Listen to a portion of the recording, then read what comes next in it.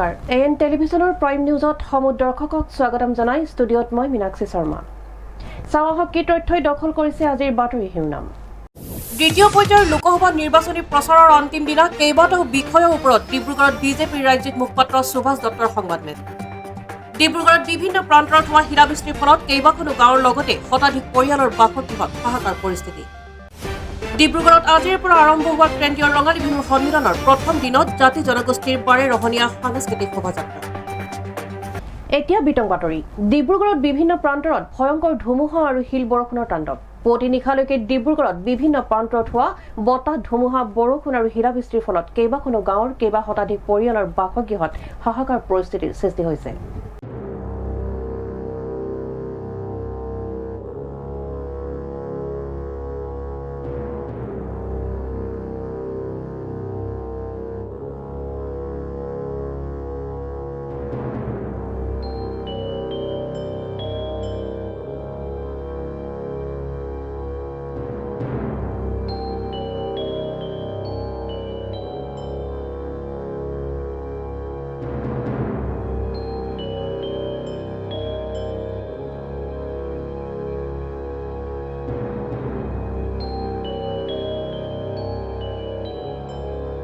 মঙ্গলবাৰে নিশা ডিব্ৰুগড়ত বিভিন্ন প্ৰান্তত ভয়ংকৰ ধুমুহা শিল বৰষুণৰ তাণ্ডৱ পুৱতি নিশালৈকে ডিব্ৰুগড়ত বিভিন্ন প্ৰান্তত হোৱা বতাহ ধুমুহা বৰষুণ আৰু শিলাবৃষ্টিৰ ফলত কেইবাখনো গাঁৱৰ কেইবা শতাধিক পৰিয়ালৰ বাসগৃহত হাহাকাৰ পৰিস্থিতিৰ সৃষ্টি হয় জিলাখনৰ উপকণ্ঠ অঞ্চল জকাই বৰবাম টঙিয়া গৰুধৰীয়া ঠেঙাল লাঠিকৰীয়া শোভাচুক ১ নং চৰাইহাবি বগীবিল চাউলখোৱা বিনৈগুটিয়াত বতাহ ধুমুহাৰ ফলত বহু পৰিয়ালৰ বাসগৃহৰ টিংপাত উৰুৱাই নিয়াৰ লগতে কেইবাটাও পৰিয়ালৰ বাসগৃহত প্ৰকাণ্ড শিল বৰষুণৰ ফলত টিংপাত ফুটা হৈ পৰে লগতে বৰবৰুৱা উন্নয়ন খণ্ডৰ অন্তৰ্গত এই অঞ্চলসমূহ যিহেতু কৃষিৰ ওপৰত নিৰ্ভৰশীল অঞ্চল গতিকে শিল বৰষুণৰ ফলত শতাধিক পৰিয়ালৰ বিঘাই কৃষিৰ ভূমিত শাক-পাচলি নষ্ট হয় ঠায়ে ঠায়ে প্ৰকাণ্ড গছ উভালি পৰি বহু ঘৰ ৰাজহুৱা প্ৰতিষ্ঠান ভাঙি যোৱাৰ লগতে বহু পথ বন্ধ হৈ থকা পৰিলক্ষিত হয়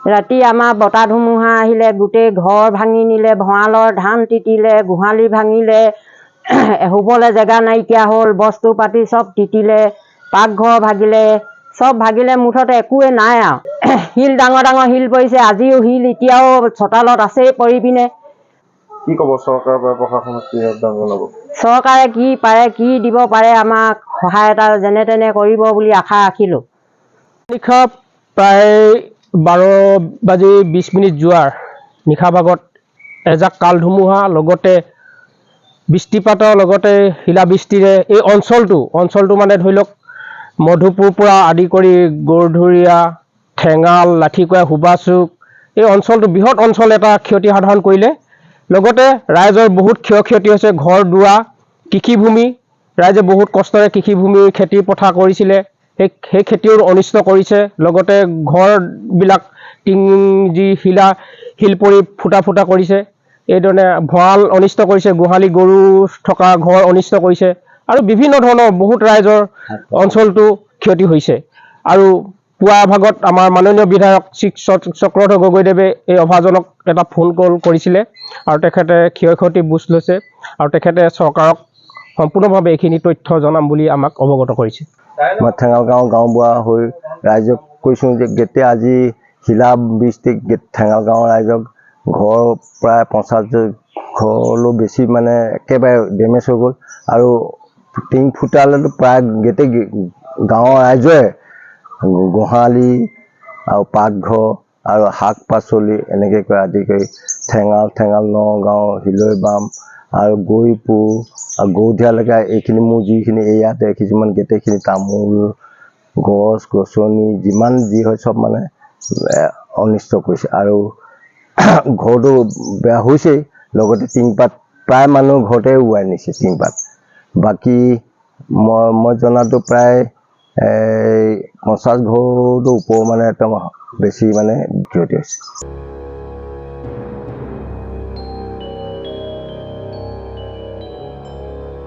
ব্যুৰো ৰিপৰ্ট এএন টেলিভিছন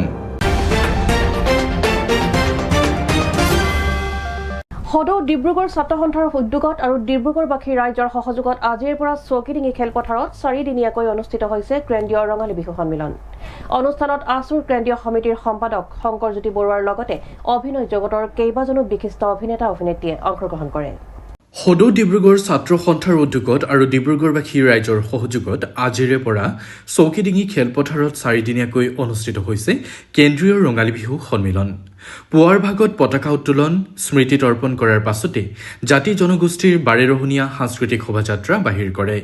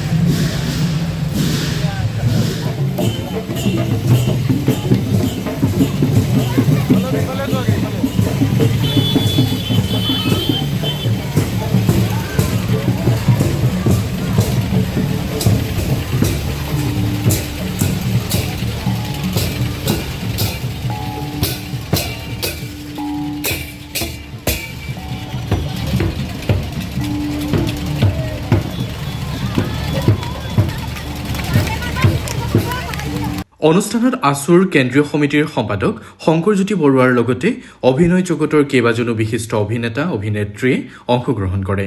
এই আপাহতে সকলোকে আন্তৰিক শুভেচ্ছা জনাইছোঁ, ভাল পাইছোঁ, আন্তৰিক শুভেচ্ছা জনাইছোঁ এইকাৰণে যে অসমবাসী ৰাইজবিলাক সকলোবিলাক ভালত থাকক, পবিত্ৰ মনৰ গৰাকী হৈ থাকক, আপোন ভালেই জগত ভাল, এই ভাৱটো যদি প্ৰত্যেকে ৰাখে দেশত কেতিয়াও বেমেজালি হ'ব নোৱাৰে।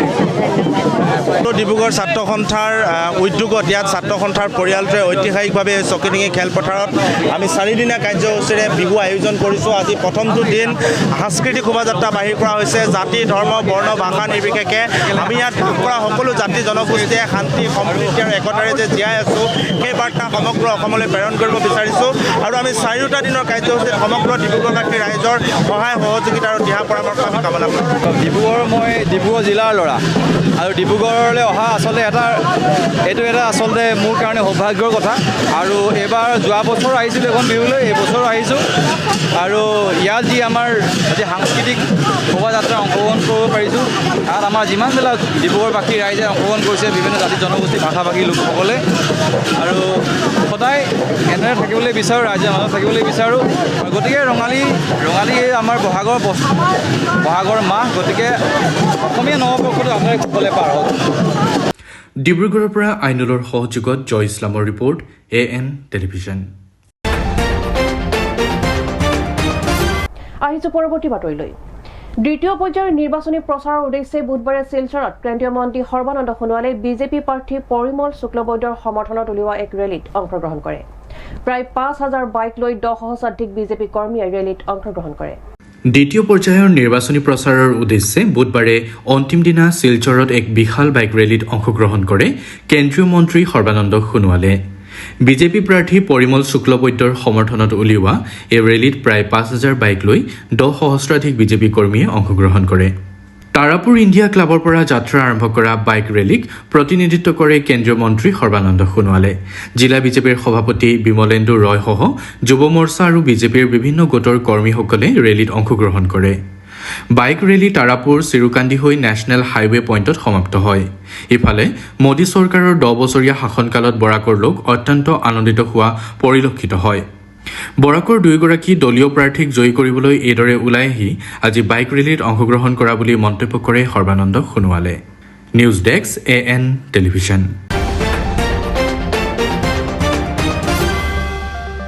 ৰাজ্যত প্ৰথম পৰ্যায়ৰ ভোটদান পৰ্বৰ সমাপনৰ লগে লগে আৰম্ভ হৈছে দ্বিতীয় পৰ্যায়ৰ ভোটগ্ৰহণৰ নিৰ্বাচনী প্ৰচাৰ। দৰং ওদালগুৰি সমষ্টিৰ বিজেপি দলৰ মিত্ৰজোঁটৰ প্ৰাৰ্থী দিলীপ শইকীয়াৰ হৈ মঙলবাৰে ৰঙিয়াত নিৰ্বাচনী প্ৰচাৰ চলাই ৰাজ্যৰ মুখ্যমন্ত্ৰী ডক্টৰ হিমন্ত বিশ্ব শৰ্মাই। ৰাজ্যত প্ৰথম পৰ্যায়ৰ ভোটদান পৰ্বৰ সমাপনৰ লগে লগে আৰম্ভ হৈছে দ্বিতীয় পৰ্যায়ৰ ভোটগ্ৰহণৰ নিৰ্বাচনী প্ৰচাৰ।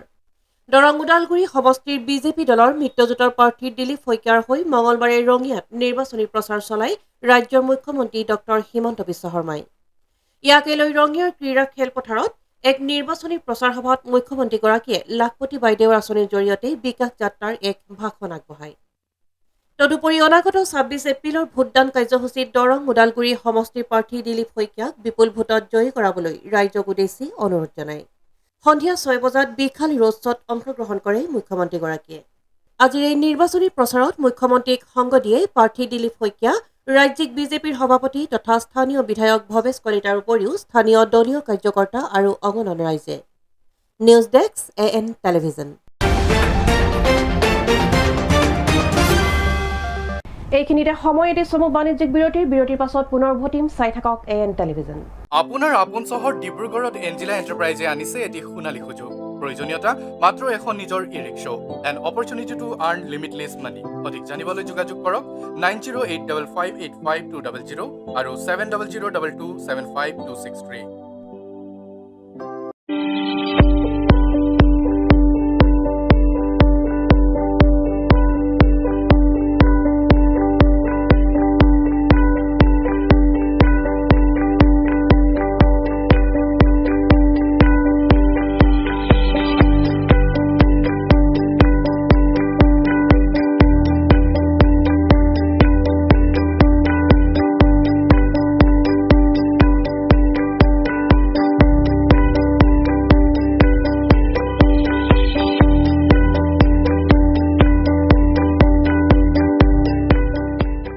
পুনৰ আহিছো বাতৰিৰ মাজলৈ।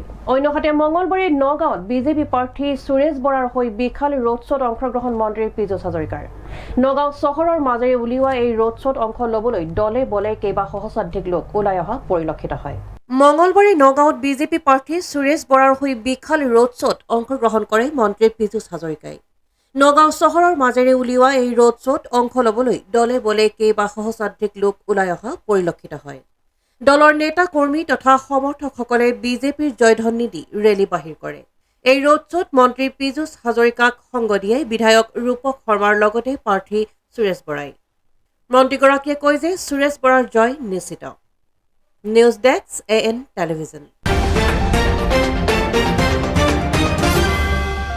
আহিছো অন্য এটা বাতৰিলৈ। অন্যহাতে নগাঁৱত পীযুষ হাজৰিকাই সুৰেশ বৰাৰ হৈ নিৰ্বাচনী প্ৰচাৰ চলোৱাৰ পাছতেই আজি মঙলদৈত ই-ৰিক্সাত উঠি নিৰ্বাচনী প্ৰচাৰ মন্ত্ৰী ৰামেশ্বৰ তেলীৰ। দ্বিতীয় পৰ্যায়ৰ নিৰ্বাচনী প্ৰচাৰৰ শেষৰ দুদিনত মঙলদৈত উপস্থিত হৈ কেন্দ্ৰীয় পেট্ৰলিয়াম মন্ত্ৰী ৰামেশ্বৰ তেলীয়ে দৰং ওদালগুৰি সমষ্টিৰ বিজেপি প্ৰাৰ্থী দিলীপ শইকীয়াৰ হৈ ই-ৰিক্সাত উঠি নিৰ্বাচনী প্ৰচাৰ চলায়। দ্বিতীয় পৰ্যায়ৰ নিৰ্বাচনী প্ৰচাৰৰ শেষৰ দুদিনত মঙলদৈত উপস্থিত হৈ কেন্দ্ৰীয় পেট্ৰলিয়াম মন্ত্ৰী ৰামেশ্বৰ তেলীয়ে দৰং ওদালগুৰি সমষ্টিৰ বিজেপি প্ৰাৰ্থী দিলীপ শইকীয়াৰ হৈ ই-ৰিক্সাত উঠি নিৰ্বাচনী প্ৰচাৰ চলায়। মঙলদৈ পৌৰসভাৰ এলেকাত বিজেপি নেতাকৰ্মীয়ে শতাধিক ই-ৰিক্সাৰ দ্বাৰা এক সমদল উলিয়াই বিজেপি জিন্দাবাদ, দিলীপ শইকীয়া জিন্দাবাদ ধ্বনি তুলি আকাশ বতাহ কঁপাই তোলে। আনহাতে উক্ত নিৰ্বাচনী প্ৰচাৰত দিলীপ শইকীয়া ১০০% জিকিব বুলি মন্তব্য কৰাৰ লগতে তেলীৰ নিজ সমষ্টি ডিব্ৰুগড়ত বিজেপি জিকাটো নিশ্চিত বুলি কয় কেন্দ্ৰীয় মন্ত্ৰীগৰাকীয়ে। News desk AN television.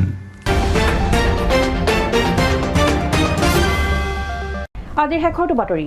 দ্বিতীয় পৰ্যায়ৰ লোকসভা নিৰ্বাচনী প্ৰচাৰৰ অন্তিম দিনা কেইবাটাও বিষয়ৰ ওপৰত ডিব্ৰুগড়ত বিজেপিৰ ৰাজ্যিক মুখপাত্ৰ সুভাষ দত্তই সংবাদমেল সম্বোধন কৰে। দ্বিতীয় পৰ্যায়ৰ লোকসভা নিৰ্বাচনী প্ৰচাৰৰ অন্তিম দিনটোত কেইবাটাও বিষয়ৰ ওপৰত ডিব্ৰুগড়ত বিজেপিৰ ৰাজ্যিক মুখপাত্ৰ সুভাষ দত্তই সংবাদমেল সম্বোধন কৰি ডিব্ৰুগড় আৰু যোৰহাট লোকসভা নিৰ্বাচনত বিপুল ভোটত জয়যুক্ত হোৱাৰ কথা দাবী কৰাৰ লগতে বিৰোধী কংগ্ৰেছ দলক তীব্ৰ সমালোচনা কৰে। আগৰবাৰতকৈ অলপ বেছি হৈছে, আগতকৈ ব্যৱধান বেছি হৈছে। যিজনী কংগ্ৰেছ দলটোৰ প্ৰতীকটো নাই, গতিকে কংগ্ৰেছৰ প্ৰতীক নথকাৰ কাৰণে মই নিজেই যেতিয়া মই পুলিঙৰ দিনাখন যেতিয়া গৈছোঁ বিভিন্ন ভোট কেন্দ্ৰবিলাকত, তেতিয়াতো আমিতো ইয়াৰ এটা প্ৰতিফলন আমি দেখিবলৈ পাইছোঁ। গতিকে ডিব্ৰুগড় লোকসভা সমষ্টিত আমাৰ ভাল থাকিব, যোৰহাট লোকসভা সমষ্টিত আমি ভাল ব্যৱধানত জিকি আছোঁ, লখিমপুৰটো ক'বই নালাগে, শোণিতপুৰটো ক'বই নালাগে, কাজিৰঙা লোকসভা সমষ্টিত বিৰোধী দলটো সন্মুখত নাহিলেই। ইয়াত অলপ চৰ্চা লাভ কৰিলে যোৰহাট আৰু ডিব্ৰুগড়ত, বিশেষকৈ প্ৰাৰ্থী দুজনৰ কাৰণে। তেখেতসকলেও কষ্ট কৰিছে। ৰিজাল্টটো আমাৰ ৰিজাল্টৰ দিনাখন আপোনালোকে নিশ্চিতভাৱে দেখিব যে পূৰ্বতকৈ আমাৰ এবাৰ ৰিজাল্ট ভাল হ'ব। তেওঁলোকে মেনিফেষ্টো 2024 তেওঁলোকে লিখিছে, একদম ক্লিয়াৰলি লিখিছে, Congress will conduct A nation wide socio' economic and caste census to enumerate the caste and subcaste and their socio-economic conditions. Based on the data, we will strengthen the agenda for affirmative action. এই কথাবিলাক কোৱাৰ যোগেদি তেখেতসকলে এতিয়া যিটো বিস্তৃত অৰ্থনৈতিক বিত্তীয় আৰু প্ৰতিষ্ঠানিক জৰীপৰ কথা তেওঁলোকে যিটো কৈ আছে, ইয়াৰ যোগেদি আচলতে আমাৰ দেশৰ মধ্যবিত্তসকলে কষ্টৰে উপাৰ্জন কৰা যিটো তেখেতসকলৰ ধন সম্পত্তি, এই ধন সম্পত্তি বাই ভনী বা ঘৰৰ শাহু বোৱাৰীৰ হাতত জমা থকা যিবিলাক জুৱেলাৰী, এই জুৱেলাৰীবিলাক হস্তগত কৰাৰ কথাটো তেওঁলোকে তেওঁলোকৰ নিৰ্বাচনী ইস্তাহাৰ যোগেদি কৈছে। গতিকে আমি ভাৰতীয় জনতা পাৰ্টীয়ে এই কথাখিনি অসমত বিশেষকৈ দ্বিতীয় পৰ্যায়ৰ যি নিৰ্বাচন হ'ব লগা যিকেইটা সমষ্টি, নগাঁও, ডিফু, এইফালে মঙলদৈ, শিলচৰ, কৰিমগঞ্জ, এই 5টা লোকসভা সমষ্টি যিহেতুকে নিৰ্বাচন আছে, গতিকে আমি তেখেতসকলৰ গোটেই বিষয়টো দৃষ্টিগোচৰ কৰিছোঁ। আমাৰ বিশেষকৈ উত্তৰ পূৰ্বাঞ্চলত জনজাতীয় যিবিলাক ঠাই, এই ঠাইবিলাকত আমাৰ বহুত কিছুমান ট্ৰেডিশ্যনেল কিছুমান আইন ব্যৱস্থা আছে, যিবিলাক কাষ্টমছ কিছুমান আছে, যিখিনি যোগেদি পৰম্পৰাগতভাৱে আমাৰ ইয়াৰ গোটেই ব্যৱস্থাটো পৰিচালিত হয়। এইটো বিত্তীয় ব্যৱস্থাৰ ক্ষেত্ৰতে হওক, এইটো আপোনাৰ বিভিন্ন ধৰণৰ সম্পত্তিৰ ক্ষেত্ৰতে হওক, ইয়াৰ ট্ৰেডিশ্যনেল ল'বিলাকে ইয়াত প্ৰচলিত হয়। বিশেষকৈ কাৰ্বি আংলঙত আমাৰ যিটো ব্যৱস্থা আছে, বিশেষকৈ কাৰ্বি জনগোষ্ঠীৰ মাজত তেখেতসকলৰ কিছুমান প্ৰচলিত কিছুমান নিয়ম আছে, সেই নিয়মবিলাকৰ যোগেদি তেখেতসকলৰ সম্পত্তিৰ ভাগ বতৰা হয়। আৰু বহুত ট্ৰাইবেল কমিউনিটিৰ মানুহৰ হাতত অন্যান্য ঠাইতকৈ বেছিকৈ কিছু মাটি বাৰী আছে, কিছু জুৱেলাৰী আছে, যিবিলাক যদি কংগ্ৰেছে তেওঁলোকৰ ইস্তাহাৰত ঘোষণা কৰাৰ দৰেই যদি তেওঁলোকে আইন প্ৰণয়ন কৰে, তেতিয়াহ'লে কাৰ্বি আংলঙৰ বহুত মানুহে মাটি হেৰুৱাব, কাৰ্বি আংলঙৰ বহুত মানুহে তেখেতসকলৰ গহনা গাঁঠৰি ধন সম্পত্তি হেৰুৱাব লাগিব। গতিকে কংগ্ৰেছক প্ৰতিহত কৰাৰ এয়াই উপযুক্ত সময়। কংগ্ৰেছে যিবিলাক কথা কৈছে, ই আচলতে দেশখনক আগুৱাই নিবৰ কাৰণে নহয়, মানুহৰ জীৱনৰ কষ্টোপাৰ্জিত ধন সম্পত্তি এইখিনি ধ্বংস কৰাৰ বা তেখেতসকলে হস্তগত কৰাৰ তেখেতসকলৰ এইটো এটা প্ৰচেষ্টা। আৰু এটা কথা কৈ আছে যে যিবিলাক জুৱেলাৰী, আনকি মাতৃ ভগ্নীৰ যিটো মংগলসূত্ৰ, সেই মংগলসূত্ৰলৈকে তেখেতসকলে চকু দিছে। আৰু এই জুৱেলাৰীবিলাকো হস্তগত কৰা হ'ব, অধিগ্ৰহণ কৰা হ'ব, এনেকুৱা ধৰণৰ বক্তব্য তেওঁলোকে ৰাখিছে। কংগ্ৰেছে পূৰ্বেও এনেকুৱা ধৰণৰ ঘটনা ঘটাইছিল। যেতিয়া কংগ্ৰেছৰ চৰকাৰ আছিল, জৱাহৰলাল নেহৰু যেতিয়া প্ৰধানমন্ত্ৰী আছিল, ইন্দিৰা গান্ধী যেতিয়া প্ৰধানমন্ত্ৰী আছিল 1963 চন আৰু 1974 চনত মানুহৰ উপাৰ্জন জব্দ কৰিবৰ কাৰণে আইন প্ৰণয়ন কৰিছিল। আৰু সেই সময়ত বাধ্যতামূলক জমা আঁচনি আইন তেওঁলোকে আনিছিল। আৰু এই আইনৰ অধীনত কৰদাতা সম্পত্তিধাৰী চৰকাৰী কৰ্মচাৰীয়ে উপাৰ্জন কৰা 18% চৰকাৰৰ ওচৰত জমা দিব লগা হৈছিল। এইটোত ইনকাম টেক্সৰ উপৰিও এইটো তেওঁলোকে কংগ্ৰেছ চৰকাৰে তেতিয়া কৰিছিল। তেওঁলোকে প্ৰতিটো মুহূৰ্তত কেৱল তুষ্টিকৰণৰ ৰাজনীতিৰ যোগেদি ভোট বেংক সৃষ্টি কৰি তেখেতসকলে ক্ষমতাত অহাৰ তেখেতসকলৰ যিটো পুৰণা যিটো তেখেতসকলৰ অপচেষ্টা, এই অপচেষ্টাই পুনৰ তেখেতসকলে চলোৱা দেখিবলৈ পোৱা গৈছে। কিন্তু ভাৰতবৰ্ষৰ ৰাইজ সজাগ আৰু সচেতন। 2014 চনৰ পিছত দেশৰ যশস্বী প্ৰধানমন্ত্ৰী নৰেন্দ্ৰ মোদী ডাঙৰীয়াৰ বলিষ্ঠ নেতৃত্বত ভাৰতবৰ্ষই উন্নয়নৰ ৰাজনীতিত উন্নয়নৰ লগত খোজ মিলাইছে। নৰেন্দ্ৰ মোদী ডাঙৰীয়াৰ নেতৃত্বত 2014 চনৰ আমি নিৰ্বাচনত অংশগ্ৰহণ কৰিছোঁ। আমাৰ ৰাইজৰ প্ৰতি আহ্বান আছিল উন্নয়ন। 2014 চনত যেতিয়া আমাৰ নৰেন্দ্ৰ মোদী ডাঙৰীয়া দেশৰ প্ৰধানমন্ত্ৰী হ'ল, তাৰ পৰৱৰ্তী সময়ত আমাৰ যিবিলাক নিৰ্বাচন হৈছে, এই আটাইবিলাক নিৰ্বাচনত কেৱল বিকাশৰ যোগেদিয়ে আমি এটা বিষয়তে ভাৰতবৰ্ষৰ জনসাধাৰণৰ কাষ চাপি গৈ ভাৰতবৰ্ষক আগবঢ়াই নিবৰ কাৰণে প্ৰচেষ্টা কৰা হৈছে। আৰু উন্নয়নৰ এই যি ৰাজনীতি, উন্নয়নৰ এই যি আমাৰ প্ৰক্ৰিয়া, এই প্ৰক্ৰিয়াই আজি ভাৰতবৰ্ষক বিশ্বৰ এখন শক্তিশালী ৰাষ্ট্ৰ হিচাপে গঢ়ি তোলাৰ ক্ষেত্ৰত আজি আমি সফল হ'বৰ কাৰণে সক্ষম হৈছোঁ। ভাৰতবৰ্ষৰ বিশেষকৈ দেশৰ প্ৰধানমন্ত্ৰী নৰেন্দ্ৰ মোদী ডাঙৰীয়াই আজি জীৱন ধাৰণৰ মানদণ্ড উন্নত কৰাৰ কাৰণে সাধাৰণ মানুহৰ জীৱন ধাৰণৰ মানদণ্ড উন্নত কৰাৰ কাৰণে যিখিনি প্ৰচেষ্টা হাতত ল'লে মানুহৰ উপাৰ্জন বৃদ্ধিৰ কাৰণে যিখিনি প্ৰচেষ্টা হাতত লৈছে ইয়াৰ যোগেদি আজি ব্যক্তিগতভাৱে আমাৰ মধ্যবিত্ত শ্ৰেণীৰ হাতত যিখিনি ধন সম্পদ আহৰণ হৈছে বা আহিছে সেইখিনিকো কাটি তেখেতসকলে লৈ যোৱাৰ যিটো কথা ইতিমধ্যে কংগ্ৰেছৰ ইস্তাহাৰত আহিছে এই কথাটোত বহুত মানুহ বহুত ৰাইজ এই ক্ষেত্ৰত ইতিমধ্যে বিতুষ্ট হৈছে আৰু আমি ভাবোঁ যে কংগ্ৰেছক ইয়াৰ যোগ্য প্ৰত্যুত্তৰ আমাৰ দেশৰ জনসাধাৰণে নিশ্চিতভাৱে আগবঢ়াব। ডিব্ৰুগড়ৰ পৰা জয়ৰ সহযোগত আইনুল আহমেদৰ ৰিপৰ্ট AN টেলিভিজন। আজিৰ বাতৰি ইমানেই। AN টেলিভিছনৰ ষ্টুডিঅ'ৰ পৰা মই মীনাক্ষী ইমানতে বিদায় লৈছোঁ। ধন্যবাদ।